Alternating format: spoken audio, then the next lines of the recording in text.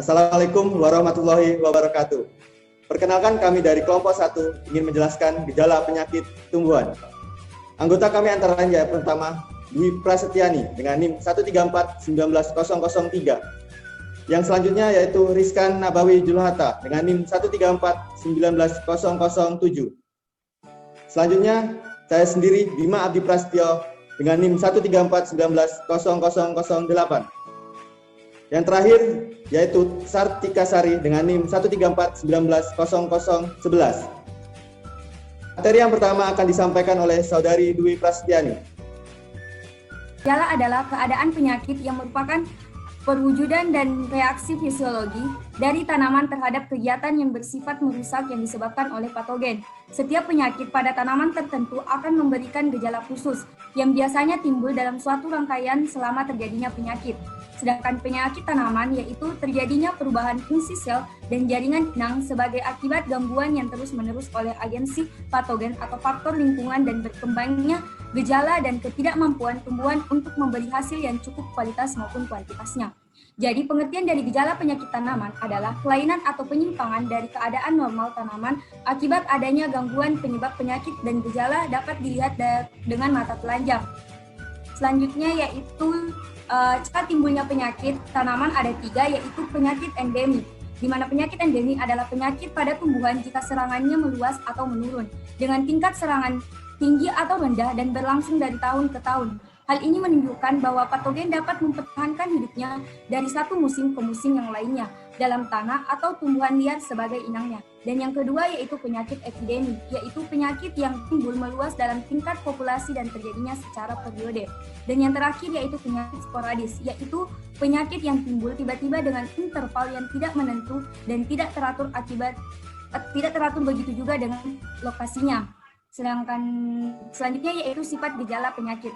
Yang pertama yaitu gejala lokal adalah gejala yang dicirikan oleh perubahan struktur yang jelas dan terbatas, biasanya dalam bentuk bercak atau kanker. Gejala terbatas pada bagian-bagian tertentu dari tanaman seperti pada daun, buah, dan akar. Sedangkan gejala sistemik yaitu kondisi serangan penyakit yang lebih luas yang biasanya tidak jelas batas-batasnya. Selanjutnya saya akan menjelaskan mengenai segitiga penyakit. Dari konsep segitiga penyakit, penyakit dapat timbul dan berkembang apabila ada interaksi antara tanaman rentang dengan patogen yang virulen pada lingkungan yang mendukung pertumbuhan patogen atau lingkungan yang kurang sesuai dengan tanaman, seperti pada gambar ini. Gejala penyakit pada tumbuhan dibedakan menjadi 3, nekrotis, hipoplastis, dan hiperplastis. Nekrotis merupakan gejala yang timbul karena adanya kerusakan pada sel atau bagian sel atau bahkan matinya sel. Hal ini dapat dilihat dari perubahan yang ditunjukkan oleh tanaman, seperti perubahan warna, tekstur, bentuk, ataupun penampilan lainnya yang terlokalisasi pada jaringan yang sakit tersebut. Nekrotis itu sendiri itu dibagi menjadi 8 gejala lagi. Nekrosis, klorosis, layu, mati pucuk, busuk, kanker, pendarahan, dan lebah semai. Selanjutnya adalah contoh nekrotik. Contoh nekrotik itu salah satunya adalah penyakit bercak kuning yang disebabkan oleh Alternaria solani pada daun kentang dan juga lanas daun atau Phytophthora nicotinae pada daun tembakau. Untuk penanganan nekrotis ini itu biasanya dapat dilakukan dengan penggunaan fungisida sebagai anti fungal yang dapat mempengaruhi pertumbuhan ataupun pembentukan dari cendawan itu. Selanjutnya contoh dari klorosis. Contoh dari klorosis itu adalah infeksi Cercospora nicotinae pada daun tembakau, di mana akan muncul bercak-bercak kuning pada daun.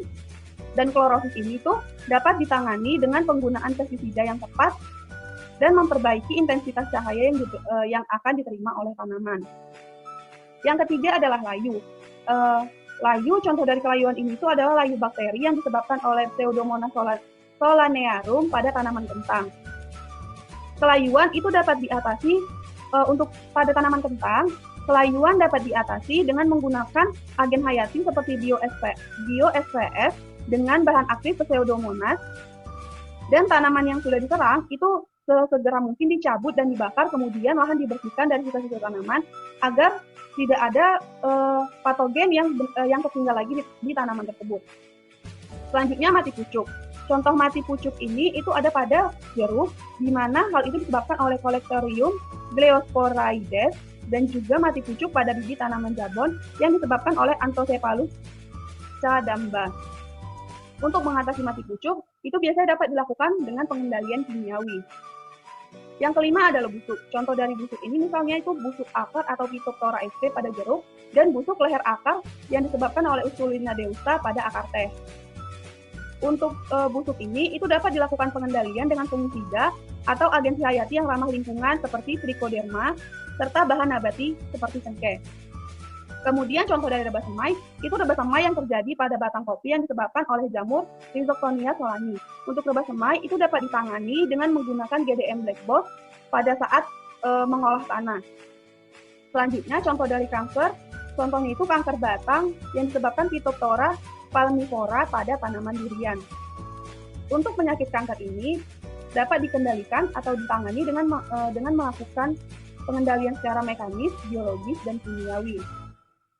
Selanjutnya adalah contoh dari eksudasi atau pendarahan, itu salah satunya pada tanaman karet yang kulit batangnya itu terserang jamur Upasia salmonicolon yang menyebabkan batang tanaman karet tersebut mengeluarkan cairan dan mengalami fermentasi sehingga mengeluarkan bau yang tidak sedap. Hal tersebut terjadi karena adanya lateks pada tanaman karet itu pecah. Untuk eksudasi ini, itu pengendalian yang dilakukan secepat mungkin. Dan jika percabangan itu sudah terkena, maka kulit harus dikupas sampai bersih dan dilumuri fungisida, atau pada tanaman yang sudah mati harus segera dilakukan penebangan agar tidak terjadi penyebaran ke tanaman yang lain. Baik, di sini saya akan menjelaskan tentang hipoplastis atau hipoplasia. Hipoplasia merupakan kegagalan tanaman atau organ tanaman dalam berkembang secara penuh. Gejala hipoplasia adalah gejala yang disebabkan karena terhambatnya pertumbuhan dan perkembangan sel. Gejala hipoplastis antara lain sebagai berikut. Yang pertama adalah kerdil, yaitu terhambatnya pertumbuhan bagian-bagian daun tanaman, sehingga ukurannya lebih kecil daripada biasanya. Yang kedua, klorosis, yaitu rusaknya kloroplast yang menyebabkan menguningnya bagian-bagian daun yang lazimnya berwarna hijau. Yang ketiga adalah etiolasi. Gejala ini ditujukan dengan tanaman yang menjadi pucat, tumbuh memanjang, dan mempunyai daun-daun yang sempit. Dan yang terakhir, yaitu pemusaran atau resetting.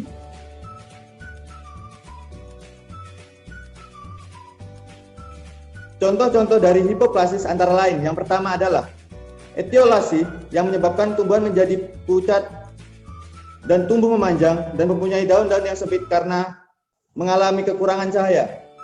Cara untuk menanggulanginya yaitu dengan menyediakan sinar matahari yang cukup pada biji yang mulai berkecambah. Gambar di samping menunjukkan contoh daripada etiolasi. Yang kedua adalah kerdil.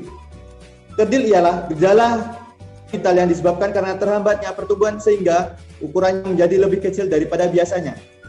Cara menanggulangi gejala ini antara lain yaitu dapat dengan memberikan pupuk pada tanaman yang berguna untuk mencukupi kebutuhan nutrisi tanaman. Di samping terdapat gambar contoh dari gejala kerdil, yaitu padi yang mengalami gejala kerdil. Yang ketiga yaitu klorosis, yaitu terjadinya penghambatan pembentukan klorofil sehingga sebagian daun tanaman yang berwarna hijau menjadi berwarna kuning atau pucat. Penanggulangan klorosis dapat dilakukan dengan pemberian 12 mg FeSON per tanaman lewat tanah atau penyemprotan larutan 4 mg FeSON per tanaman yang menekan terjadinya klorosis. Yang keempat contohnya adalah perubahan simetris, yaitu hambatan pertumbuhan pada bagian tertentu yang tidak disertai dengan hambatan pada bagian di depannya, sehingga menyebabkan terjadinya penyimpangan bentuk. Berikut contoh dari perubahan simetris yang terjadi pada daun tanaman cabai. Contoh yang kelima adalah roset, yaitu hambatan pertumbuhan ruas-ruas internodia batang, tetapi pembentukan daun-daunnya tidak terhambat. Sebagai akibatnya, daun-daun berdesak-desakan membentuk suatu karangan. Cara menanggulanginya yaitu dengan mengendalikan serangga vektornya. Berikut gambar contoh dari gejala roset yang terjadi pada tanaman tomat. Yang ketiga, hiperplasis. Hiperplasis merupakan gejala yang disebabkan karena adanya pertumbuhan sel yang lebih atau tinggi dari biasanya, atau disebut juga dengan overdevelopment, baik dari perubahan warna, ukuran, atau perkembangan bagian organ secara tidak wajar. Hiperplasis terbagi atas fasiasi, instrumensi rinose, kudis atau di scrap, menggulung atau menggunting prolepsis, dan sesidium.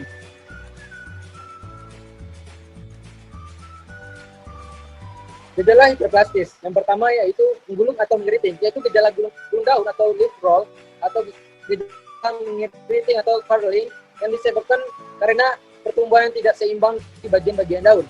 Yang kedua yaitu rontok. Peristiwa ini dianggap sebagai gejala penyakit jika terjadi sebelum waktunya atau prematur dan dalam jumlah yang lebih banyak dari biasanya. Yang ketiga yaitu perubahan warna. Daun yang sakit berubah warna menjadi karena menyentuhnya antosianin. Contoh hiperplastis yaitu kudis dengan nama ilmiah Streptomyces scabies. Streptomyces scabies adalah bakteri yang mirip umbi berbentuk filamentous atau benang. Penyakit hanya menyerang umbi dengan gejala awal berupa bercak yang kecil berwarna kemerahan sampai kecoklatan. Bercak makin lama makin meluas serta bergabus dan sedikit menonjol. Untuk menangani kudis pada kentang biasanya melakukan pemusnahan kentang yang terinfeksi kudis dan menjauhkan kentang terinfeksi dengan kentang yang lainnya. Yang kita ambil dari tanaman sengon. Karat tumor dengan nama ilmiah Uromycladium caporeanium.